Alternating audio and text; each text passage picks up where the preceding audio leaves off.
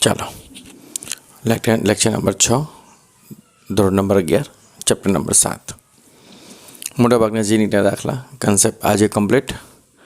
થોડા ઘણા દાખલા તે આપણે આજે પૂરા કરીએ છીએ. ચાલો, તો આજનો ટોપિક છે બે ઘન વર્તુળાકાર તકતીઓ D1 અને D2 ના દળ અનુક્રમે D1નું દળ છે 2 કિલોગ્રામ ને D2નું દળ છે 4 કિલોગ્રામ. ત્રિજ્યાઓ D1ની ત્રિજ્યા છે 2 મીટર અને D2ની ત્રિજ્યા છે 0.1 મીટર. બંને અલગ અલગ ભૌમિતિક અક્ષને અનુલક્ષીને એક 50 રેડિયન પર સેકન્ડ અને એક 200 રેડિયન પર સેકન્ડના પ્રમાણથી ગતિ કરે છે, કોણીય વેગથી ગતિ કરે છે, ચાક ગતિ કરે છે. હવે આપણે શું કરવું છે? તેમની અક્ષો સંપાત થાય. રેડી? એટલે ધારો કે આ તકતી છે, માની લો કે આ તકતી છે, એક એના સ્પર્શકને અનુલક્ષીને ગતિ કરતી હોય, એક એના સેન્ટરને અનુલક્ષીને ગતિ કરતી હોય. તો બંને અક્ષોને ભેગી કરી દેવાની, એટલે સેન્ટરવાળી અક્ષ અને આ અક્ષ બંને સમાન કરી દેવાની. તો બંને અક્ષો સંપાત થાય અને એકબીજાના સંપર્કમાં મૂકી દો બંને અક્ષ, બંને તકતીને. તો નવો કોણીય પ્રવેગ તંત્રનો કેટલો થાય એ આપણે ચેક કરવો છે. રેડી? બંને અક્ષ સંપાત કરો, બંને તકતીને એકબીજા પર મૂકી દો, પણ એકની સેન્ટરની અક્ષ ને બીજાની સ્પર્શી અક્ષ બંને સમાન એક જ રેખા પર હોવી જોઈએ. તો આની વાત છે. તો બંને તકતી માટે જડત્વની ચાક માત્રા, તકતી માટે હમણાં આપણે વાત કરીએ પ્રમાણે 1/2 mr². તો m અને r² આપણને આપેલા છે. D1 માટે m અને r આપેલા છે, તો કિંમત આવે 0.04. અને D2 માટે m અને r આપેલા છે, તો એના માટે આવે 0.02. રેડી? ઓકે, આ આપણી પાસે જવાબ છે. હવે ભ્રમણની વાત છે. કોણીય ગતિ થાય છે, ચાક ગતિ થાય છે. તો આવી રીતે જ્યારે કિસ્સા આપેલા હોય ત્યારે તમારે કોણીય વેગમાન સંરક્ષણનો નિયમ આપણે ચેક કરવાનો. બે અલગ અલગ તંત્ર હોય અને બેને ભેગું કરો તો કોણીય વેગમાન સંરક્ષણનો નિયમ આવે છે. જેમ રેખીય વેગમાન સંરક્ષણનો નિયમ બ્લાસ્ટ થાય, તંત્ર છૂટું પડે, ટુકડા પડે, આ બધા કિસ્સામાં આપણે રેખીય વેગમાન સંરક્ષણનો નિયમ વાપરીએ છીએ. અહીં આપણે કોણીય વેગમાન સંરક્ષણનો નિયમ એટલે કે શરૂઆતનું, એટલે કે આ બંને ટુકડાનું કોણીય વેગમાન અને ભેગું થાય એટલે કોમન તંત્રનું કોણીય વેગમાન. આ રીતે. તો પહેલા માટે કોણીય વેગમાન I1 ω1, બીજા માટે I2 ω2, એના પછી માટે I1 + I2 × ω. કેમ કે એકની સેન્ટરવાળી ચાક માત્રા અને બીજાની સ્પર્શીય ચાક માત્રા, આ સેન્ટરવાળી ચાક માત્રા અને બીજાની સ્પર્શીય ચાક માત્રા બંને ભેગા થઈ જાય. પછી બંનેની કોણીય ગતિ સરખી થઈ જાય, બંનેનો કોણીય વેગ એક જ થઈ જાય, તંત્ર એક જ થઈ જાય, એટલે એનો કોણીય વેગ 1 લખવાનો, ઓમેગા કોમન લખવાનો. ઓકે, અહીંથી ઓમેગાને સૂત્ર કરતાં બનાવો છો તો ઓમેગા સિવાયનું પદ I1 અને I2 ના છેદમાં આપી દો. રેડી? I1 અને I2 આપણે શોધ્યા 0.04 I1, ω1 આપણી પાસે છે 50, I2 0.02 ને ω2 200. I1 અને I2 તો 0.04 અને 0.02 બંને આપેલા છે. બધાનું સાદુરૂપ આપો તો તમને જવાબ આવે છે 2 + 4/0.06, એટલે આવે છે 100 રેડિયન પર સેકન્ડ. જોજો, પહેલી 50 ફરતી હતી, બીજી 200 ફરતી હતી, બંનેને ભેગી કરી, બંનેની અક્ષ સમાન કરી અને પછી ભ્રમણ આપી દીધો. તો પછી ટોટલ બંનેનો વેગ કેવો થયો? કોણીય વેગ કેવો થયો? 100 રેડિયન પર સેકન્ડ. બંનેનો કોમન કોણીય વેગ 100 રેડિયન પર સેકન્ડ. તો આમાં ખાસ સમજવાનું છે કોણીય વેગમાન સંરક્ષણના નિયમનો ઉપયોગ. કોણીય વેગમાન સંરક્ષણના નિયમનો ઉપયોગ તમારે યાદ રાખવાનો છે આવી રીતે કે જ્યારે ગતિ કરાવો છો તંત્રને, ચાક ગતિ કરાવો છો, તો પહેલાં બે વિભાગ અલગ અલગ હોય, બે પદાર્થ અલગ હોય અને પછી બંનેને ભેગા કરો છો. તો આવા કિસ્સામાં તમે કોણીય વેગમાન સંરક્ષણના નિયમનું પાલન કરાવી શકો છો ખાસ આ રીતે. ઓકે, બીજો એક પોઈન્ટ છે આપણી પાસે. M દળ R ત્રિજ્યાના 3 એક સમાન પાતળા ગોળાકાર કવચો એકબીજાથી અડીને બનાવેલા છે. એટલે એક ગોળો, બીજો ગોળો, ત્રીજો ગોળો અડીને બનાવેલા છે. ભ્રમણાક્ષ x(x'), ભ્રમણાક્ષ આપણી x(x') છે, એમાં બે કવચો એકબીજાને સ્પર્શે. તો આ બંને, આ જે અક્ષ છે એ બંને કવચો એકબીજાને સ્પર્શે છે. ઓકે, ત્રીજું કવચ એના વ્યાસમાંથી પસાર થયો. ત્રીજો જે કવચ છે એના વ્યાસમાંથી, એટલે આ આપણે વ્યાસ તરીકે વિચારી લીધો, આ વ્યાસ છે માની લો. તેને વ્યાસમાંથી પસાર થાય છે. તો આ ભ્રમણાક્ષને અનુલક્ષીને જડત્વની ચાક માત્રા, આ ભ્રમણાક્ષને અનુલક્ષીને જડત્વની ચાક માત્રા. તો જડત્વની ચાક માત્રા માટે આપણી પાસે અક્ષથી અંતર લખવું પડે. અક્ષથી અંતર, તો પહેલા ગોળા માટે અક્ષથી અંતર એટલે ત્રિજ્યા r છે અને બીજા ગોળા માટે અક્ષથી અંતર એટલે ત્રિજ્યા r છે. તો એના માટે જડત્વની ચાક માત્રા. આ દ્રવ્યમાન કેન્દ્રને અનુલક્ષીને જડત્વની ચાક માત્રા પહેલા ગોળા માટે છે આપણી પાસે. આ ગોળાના કવચના સ્પર્શકની વાત થઈ એટલે આ બંને સમાંતર થઈ ગયું. એવી રીતે આનું પણ કરો તો આનું પણ દ્રવ્યમાન કેન્દ્રની ચાક માત્રા I છે, IC કહી દો. અને આનું અનુલક્ષને આપણે શોધવાની છે. તો આ બે સમાંતર અક્ષ થઈ, આ બંને સમાંતર અક્ષ. તો સમાંતર અક્ષ પ્રમેય છે I = IC + MD². એમાં IC એટલે આના સેન્ટરમાંથી નીકળતી ચાક માત્રા 2/3 mr². આ જડત્વની ચાક માત્રામાં MD² એટલે M એટલે દળ છે અને D એટલે બે વચ્ચેનું અંતર એટલે ત્રિજ્યા છે. સાદરૂપ આપો જવાબ આવે 5/3 mr². એટલે સ્પર્શકને અનુલક્ષીને જડત્વની ચાક માત્રા એવું કહેવાય સમાંતર અક્ષ પ્રમેય પ્રમાણે. જેવી પહેલા કન્ડિશનની સ્થિતિથી એવી જ બીજા કન્ડિશનમાં સ્થિતિ થવાની ગોળા માટે, કવચ માટે. તો બીજા માટે પણ એ જ આવે 2/5 mr². આ સૂત્ર પરથી આ જવાબ ફરતી આવે. ત્રીજો ગોળો છે એ દ્રવ્યમાન કેન્દ્રમાંથી જ નીકળે છે. જોઈ લો આની ચાક માત્રા xx'. તો એના માટે કોમન 2/3 mr². ત્રીજું જે કવચ છે એ દ્રવ્યમાન કેન્દ્રમાંથી જ નીકળે છે એટલે 2/3 mr² એઝ ઇટ ઇઝ. આ ગોળા માટે બે ચાક માત્રા વચ્ચેનું અંતર છે. આ ગોળા માટે બે ચાક માત્રા વચ્ચેનું અંતર છે અને આ ગોળા માટે એ જ ચાક માત્રાને એ જ બધું કોમન છે. એટલે ભ્રમણ અક્ષ અને સંપાત અક્ષ બંને કોમન છે. એટલે આ ત્રણની ચાક માત્રા I1, I2 અને I3 આપણે લખી નાખી. પહેલું કામ ત્રણનો સરવાળો આપી દો, જવાબ આપી દો. I1 + I2 + I3 એટલે 5/3 mr², 5/3 mr² અને 2/3 mr². ટોટલ સાદરૂપ આપો તો જવાબ આવે 12 mr²/3. 12 mr²/3 એટલે 4 તેરી 12 એટલે 4 mr². 4 તેરી 12 એટલે શું થાય? 4 mr².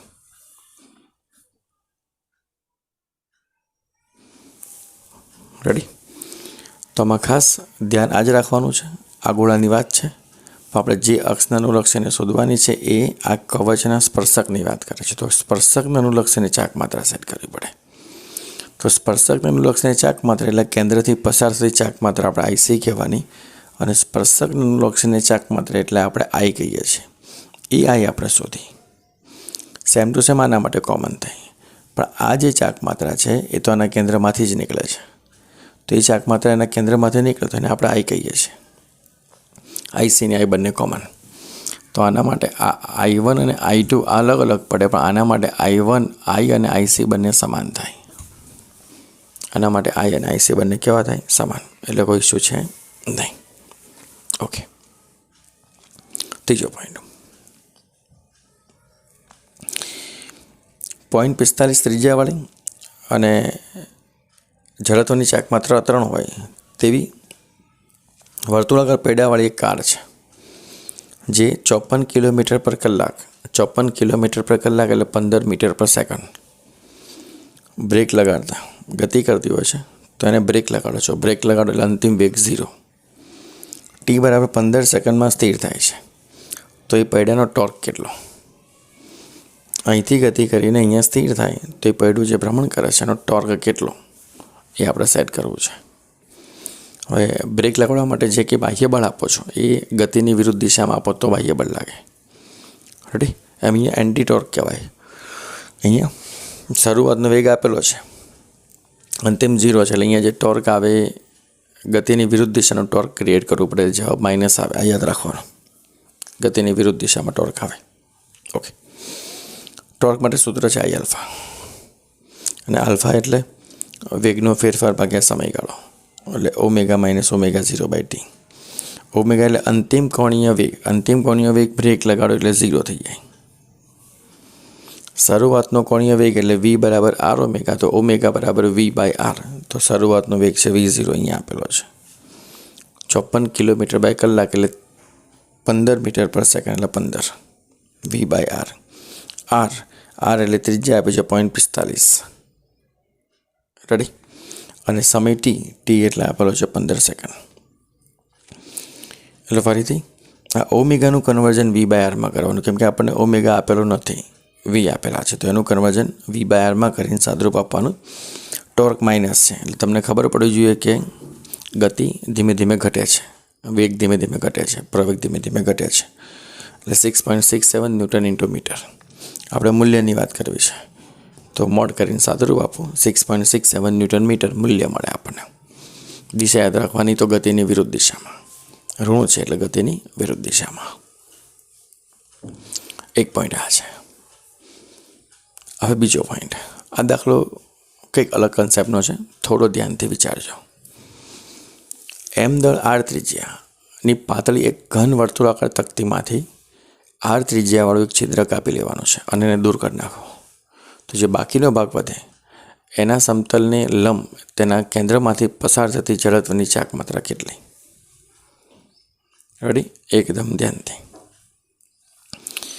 આપણે પહેલાં લેક્ચરમાં આપણે ભણી ગયા કે બીજે ગોળો કાપી લીધો, પછી એ કેટલા અંતરે દ્રવ્યમાન કેન્દ્ર ખસે એની વાત હતી. આપણે કાપેલા ગોળાના તંત્ર માટે આપણે વાત કરી હતી, એમાં દ્રવ્યમાન કેન્દ્ર કેટલા અંતરે ખસે એની વાત હતી. આપણે તો એની ચાક માત્રા મેળવવાની છે. તો કન્સેપ્ટ બંને અલગ છે, ખાસ ધ્યાનથી. તો વર્તુળાકાર તકતી છે એટલે પૃષ્ઠ વિદ્યુતભાર ઘનતા આવે તો સિગ્મા બરાબર એમ બાય એ, અને એ એટલે પાઈ આર સ્ક્વેર. એ એટલે પાઈ આર સ્ક્વેર. તો દળ is equal to sigma into pi R square. આ આખી ગોળીનું આખા કવચનું દળ એમ છે અને ત્રિજ્યા એની આર છે સેન્ટરથી. તો દળ બરાબર 6 પાઈ આર સ્ક્વેર. હવે જે તકતી દૂર કરો છો, આ તકતી દૂર કરીએ છીએ જેનું ત્રિજ્યા છે r/2. આ તકતીની ત્રિજ્યા r/2 છે, આખી ત્રિજ્યા r છે, પણ આ r/2 થવાનું. તો એનું દળ, તો m1 is equal to sigma as it is, pi as it is, આની જગ્યાએ r/2. તો આનો જવાબ આવે પાઈ આર સ્ક્વેર સિગ્મા બાય 4. હવે આની સાથે કમ્પેર કરો તો આને કહેવાય m/4. તો આ આપણને કુલ તકતીની વાત મળી, આ દૂર કરેલી તકતીની વાત મળી, દૂર કરેલા તકતીના દળની વાત છે. ઓકે, હવે દૂર કરેલી તકતીની સીમાંથી પસાર થતી અક્ષને અનુલક્ષીને જડત્વની ચાક માત્રા, આ તકતી દૂર કરી નાખી તો સીને અનુલક્ષીને આની જડત્વની ચાક માત્રા શું થાય એ આપણે ચેક કરવાની. આ ચાક માત્રા સેન્ટરની, આ ચાક માત્રા સીમાંથી, એટલે તકતીના સ્પર્શકની વાત થઈ. તકતીના સ્પર્શકની એટલે આ બંને સમાંતર અક્ષ થયો પાછો. તો સમાંતર અક્ષ પ્રમાણે આઈ બરાબર આઈસી પ્લસ એમડી સ્ક્વેર. આઈ એટલે કેન્દ્રમાંથી, આ તકતીના કેન્દ્રમાંથી ચાક માત્રા એટલે આઈસી, અને આઈસી કહેવાય. આઈસી કહો તો પણ ચાલે. તો 1/2 mr સ્ક્વેર. m1 અને ડી એટલે બે વચ્ચેનું અંતર છે r/2. તો r/2, m1 એટલે m/4, r1 એટલે r/2 અને m1 એટલે m/4, 1/2 એઝ ઇટ ઇઝ. તો જે I1 મળે, I1નું સાદુરૂપ આપો તો જવાબ આવે 3/32 mr સ્ક્વેર. 3/32 સાદુરૂપ આપશો તો જવાબ આવશે 3/32 mr સ્ક્વેર. એક પોઈન્ટ. ઓકે, આગળ છે તકતીને કાઢ્યા બાદ વધેલા ભાગની સી બિંદુમાંથી લંબ અક્ષને અનુલક્ષીને જડત્વની ચાક માત્રા. તકતી કાઢી લો, રેડી? તો આ અક્ષને અનુલક્ષીને આનું જે સેન્ટર પડે એની જડત્વની ચાક માત્રા, મૂળ જડત્વની ચાક માત્રા આપણે આઈ છે. આ મૂળ તકતી માટે જડત્વની ચાક માત્રા આપણી પાસે આઈ છે. જે કાપેલી હતી એની જડત્વની ચાક માત્રા આપણે I1 કરી, કાપીને કાઢી નાખી તો પછી જે જડત્વની ચાક માત્રા થઈ એ I2 થઈ. તો I બરાબર I1 વત્તા I2, એટલે આખા તકતી માટે I છે, નાની તકતીની I1 છે, કાઢી નાખો પછી I2 છે. તો I is equal two I1 વત્તા I2. આપણે I2 મેળવવું છે. તો આખી તકતી માટે સૂત્ર છે 1/2 mr સ્ક્વેર.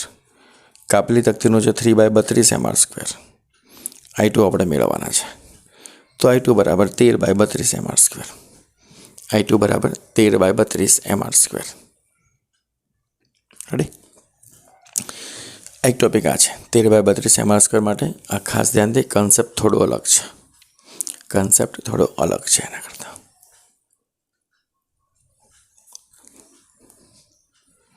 આગળ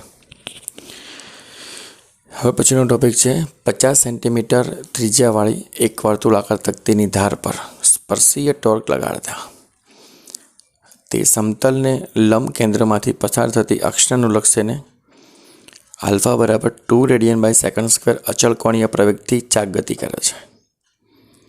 તો ટી બરાબર 2 સેકન્ડ બાદ આ બિંદુએ કણનો પરિણામી પ્રવેગ કેટલો? આ લાગ બિંદુએ કણનો પરિણામી પ્રવેગ કેટલો? ટી બરાબર 2 સેકન્ડની વાત છે. તો ટી બરાબર 2 સેકન્ડે કણનો ગતિની વેગની વાત કરીએ. ઓકે, આલ્ફા આપ્યો છે, અચળ છે. તો અચળ કોણીય પ્રવેગનું સૂત્ર છે ઓમેગા બરાબર ઓમેગા 0 વત્તા આલ્ફા ટી. સૂત્ર આપણું પાસે બેઝિક આ છે, વી બરાબર V0 વત્તા આલ્ફા ટી, સોરી એટી. એમાં વીની જગ્યાએ ઓમેગા, V0ની જગ્યાએ ઓમેગા 0, એની જગ્યાએ alpha T as it is. તો ઓમેગા શરૂઆતમાં 0 છે, ગતિની શરૂઆત કરે છે. આલ્ફા તમારી પાસે 2 છે અને ટી તમારો 2 સેકન્ડ છે. તો ઓમેગા અંતિમ કોણીય વેગ આપણી પાસે ઓમેગા બરાબર 4 રેડિયન બાય સેકન્ડ આવે. અંતિમ કોણીય વેગ ઓમેગા બરાબર 4 રેડિયન બાય સેકન્ડ. ઓકે, ત્રિજ્યા. હવે જ્યારે કોણીય ગતિ થાય છે ત્યારે રેખીય પ્રવેગ અને કોણીય પ્રવેગ વચ્ચેનો સંબંધ છે. બરાબર, એમાં જે પરિણામી પ્રવેગ મળે એ is equal to root of AR square વત્તા AT સ્ક્વેર. AR એ ત્રિજ્યાવર્તી પ્રવેગ છે અને AT એ સ્પર્શીય પ્રવેગ છે. ત્રિજ્યાવર્તી અને સ્પર્શીય. રેડી? તો AR અને ATનું સૂત્ર આપણી પાસે છે ઓમેગા સ્ક્વેર R અને alpha R. Omega square R અને આલ્ફા R. આ બે સૂત્ર ખાસ ધ્યાનમાં રાખવાના છે. V બરાબર ઓમેગા ક્રોસ R ના વિકલન કરશો તો આ 2 જવાબ મળશે. V બરાબર ઓમેગા ક્રોસ R એનું વિકલન કરશો તો સીધો જવાબ અહીંયા મળશે AR અને AT. એટલે કે આલ્ફા સ્ક્વેર R અને આલ્ફા R બંને મળશે. એમાં ત્રિજ્યાવર્તી ઘટક છે ઓમેગા સ્ક્વેર R. ઓમેગા તમને 4 આપ્યા છે અને R તમને 50 સેન્ટીમીટર આપ્યા છે. તો સાદરૂપ આવે 8 મીટર બાય સેકન્ડ. આ બંને રેખીય પ્રવેગની વાત છે. ત્રિજ્યાવર્તી અને સ્પર્શીય બંને રેખીય પ્રવેગ છે, તો તમે ધ્યાન રાખવાનું છે. AT સ્પર્શીય પ્રવેગ એટલે આલ્ફા R. આલ્ફા એટલે આપણને 2 આપેલા છે અને R એટલે 0.5 મીટર છે. જવાબ આવે 1 metre by second square. Ready? પરિણામી પ્રવેગ લેવો છે તો આ બંનેનો વર્ગમૂળ સરવાળો. તો AR is equal to root of AR square વત્તા AT સ્ક્વેર એટલે 8નો સ્ક્વેર વત્તા 1નો સ્ક્વેર 64 વત્તા 1 એટલે 65. પણ એવરેજ લગભગ કિંમત 8 પોઈન્ટ સમથિંગ આવે એટલે આપણે એવરેજ 4 ઓપ્શનમાં 8 આપેલો છે તો 8 તરીકે લખવાનો. 4 ઓપ્શનમાં 8 આપેલા છે તો 8 તરીકે લખવાનો. આ ખાસ ધ્યાન રાખવાનું. તો એવરેજ ઓપ્શન √65નું વર્ગમૂળ કરીને સાદુરૂપ આપવાનું છે. એક આ પોઈન્ટ વેરી મોસ્ટ ટાઈમ્પી કન્સેપ્ટ છે. ખાસ ધ્યાનથી L લંબાઈના સળિયાના 2 છેડે M1 અને M2 દળના કણો લગાવેલા છે. આ સળિયાને લંબ દ્રવ્યમાન કેન્દ્રમાંથી પસાર થતી તંત્રને અનુલક્ષીને જડત્વની ચાક માત્રા આપણે I મેળવી છે. આખા તંત્રની ચાક માત્રા I. તો મેં એક સળિયો વિચાર્યો છે. સળિયાના 2 છેડે M1 અને M2 દળના 2 કણો મૂક્યા છે અને એના સેન્ટર છે. સેન્ટરની જડત્વની ચાક માત્રા I આપણે મેળવવાની છે. સેન્ટરથી એક બાજુનું અંતર x1 છે અને બીજી બાજુનું અંતર x2 છે. તમારે યાદ રાખવાનું છે, લખેલું છે, ધારેલું છે. ઓકે, આને અનુલક્ષીને ચાક માત્રા I1, આને અનુલક્ષીને ચાક માત્રા I2. તો I બરાબર mr સ્ક્વેર. તો mr સ્ક્વેર. ઓકે, અહીંયા m આ x એટલે દ્રવ્યમાન કેન્દ્રથી અંતર. તમારે યાદ રાખવાનું છે x છે. તો આને અનુલક્ષીને શોધવું છે તો M2L by M1 plus M2. L એટલે બંને વચ્ચેનું કુલ અંતર અથવા સળિયાની કુલ લંબાઈ. તો યાદ રાખવાનું છે 1 માટે 2 વાળું પદ આવે અને 2 માટે 1 વાળું પદ આવે. બાકી common M2L by M1 plus M2નો સ્ક્વેર અને M1L બાય M1 પ્લસ M2નો સ્ક્વેર. આ 2 પોઈન્ટ ખાસ ધ્યાન રાખવાના છે. ઓકે, x1 અને x2ની કિંમત મૂકી છે આપણે અહીંયા. રેડી? હવે તમારે સાદરૂપ આપવાનું. સાદરૂપમાં ઉપરથી m1 m2 કોમન નીકળશે, નીચે m1 + m2 સ્ક્વેર કોમન નીકળશે. તો અહીંયા શું વધશે? એક m2 વધશે, l સ્ક્વેર વધશે, અહીંયા m1 અને l સ્ક્વેર વધશે. રેડી? બીજા પદમાં l કોમન કાઢ લો તો શું વધે? m1 + m2. એક m1 + m2 ની m1 + m2 સ્ક્વેર છે એટલે ઉડી જશે, તો નીચે m1 + m2 સ્ક્વેર નીકળી જશે. આ પદનું સાદરૂપ આ લાવવાનું તમારે જાતે. આને આપણે I = ml સ્ક્વેર અથવા mr સ્ક્વેર સાથે સરખાઈએ તો આ m છે, આ m છે, એ તંત્રનું ટોટલ દળ રેડ્યુસ્ડ માસ કહેવાય. તંત્રનું રેડ્યુસ્ડ માસ સમાનિત દળ. રેડી? અને આ બે કણોના તંત્રને સેન્ટરમાંથી સેટ કરો ત્યારે જ લાગે. રેડી? આને કહેવાય બાઇનરી તંત્ર. આ જે તંત્ર છે એને શું કહેવાય? બાઇનરી તંત્ર. રેડી? આ પોઈન્ટ તમારે લગભગ બે અણુઓ માટે અથવા એક અણુ માટે બે પરમાણુની વચ્ચે જે કંઈ સેન્ટરથી ગતિ કરતા હોય અણુ પરમાણુઓ, એના પરથી તમે આ સેટ કરી શકો છો. એના પરથી આ ગણતરી કરી શકાય. તો અણુ અને પરમાણુના સેન્ટરને અનુલક્ષીને ચાક માત્રા કદાચ આવી રીતે ગોઠવણ કરવી હોય તો આ જે m છે એ પ્રમાણે લખી શકાય. m1 m2 / m1 + m2 ગુણાકાર ભાગ્યા સરવાળો. આપણી સાદી ભાષામાં ગુણાકાર ભાગ્યા સરવાળો. ઓકે, સૂત્ર ખાસ યાદ રાખજો. સમાનિત દળ રેડ્યુસ માસ એટલે m1 m2 / m1 + m2. Okay, 10 ગ્રામ 0.64 ત્રિજ્યાવાળી વર્તુળ ઉપર અચળ સ્પર્શીય પ્રવેગ AT લખ્યો છે. સ્પર્શીય પ્રવેગથી ગતિ કરવાની શરૂ કર્યા બાદ બીજા પરિભ્રમણ માટે k = ગતિ ઉર્જા 8 × 10⁻⁴ જૂલ મળે તો સ્પર્શીય પ્રવેગ કેટલો? આ સ્પર્શીય પ્રવેગ શોધવો છે બીજા ભ્રમણ બાદ.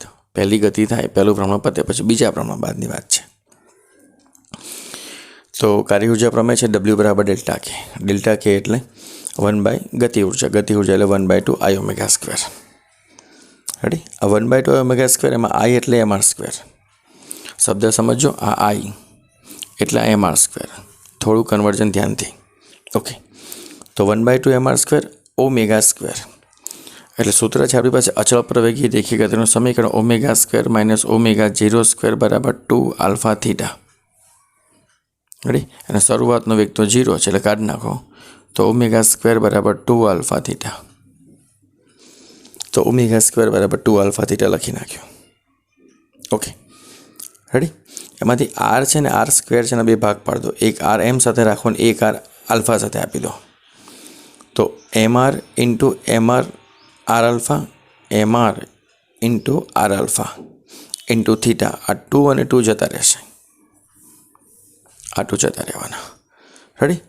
તો r alpha એટલે સ્પર્શીય પ્રવેગ. તો r alpha એટલે સ્પર્શીય પ્રવેગને સૂત્ર કરતા બનાવો તો mr થીટા ક્યાં આવે? કાર્યની છેદમાં. આ કાર્યના છેદમાં એટલે AT = કાર્ય ભાગ્યા mr થીટા. એમાં કાર્ય એટલે ગતિ ઉર્જા. ગતિ ઉર્જા આપી છે આપણને 8 × 10⁻⁴ જૂલ. ઓકે, m એટલે દળ આપેલું છે 10⁻2 ગ્રામ, 2 કિલોગ્રામ. r આપ્યો છે 0.64 સેન્ટીમીટર મીટર સેટ કરો. અને થીટા એટલે બે પરિભ્રમણ આપેલા છે. બીજો કે થીટા માટે કોઈ શબ્દ લખ્યો નથી, તો બે પરિભ્રમણ છે. બે પરિભ્રમણ એટલે કોણીય સ્થાનાંતર 2 × 2π. 2 × 2π એટલે 4π પરિભ્રમણ, કોણીય સ્થાનાંતર થવાના. તો સ્પર્શીય પ્રવેગ તમને મળવાનો એવરેજ 0.99 એટલે લગભગ 0.1. લગભગ 0.1 છે, એવો તમારે લખવાનો છે. રેડી? તે કન્વર્જન એ છે. કન્વર્જન તમારે ખાસ ધ્યાનમાં રાખવાના છે. તો આજે ચેપ્ટર નંબર 7ના 6 લેક્ચર લગભગ મોટાભાગના GNETના MCQ ને તમારા રેફરન્સ બુકના સારા એવા MCQ આપણે કમ્પ્લીટ કર્યા. નેક્સ્ટ ટાઈમ મળશું ગુરુત્વાકર્ષણ બળ ચેપ્ટર નંબર 8 માટે. ત્યાં સુધી ચેપ્ટર નંબર 7 કમ્પ્લીટ કરજો. ચાલો મળીએ.